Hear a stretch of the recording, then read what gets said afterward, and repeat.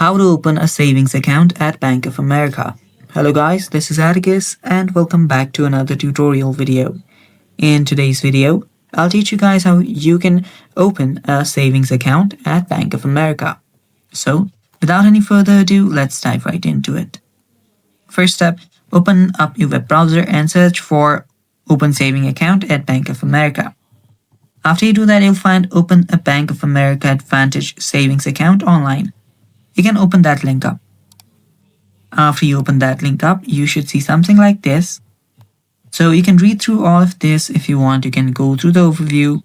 You can see how much the account fees are, how much details you need, and everything. So after that, you can simply tap on this Open Now button and you'll be prompted right here. So as you can see, this is the Advantage Saving. You can add an offer code if you have. So you can tap on Begin Application Now and it will prompt you to this page. So if you already have an account of Bank of America, you can simply log in to save yourself some time and pre-fill your form. If you don't, you can just go through all of this.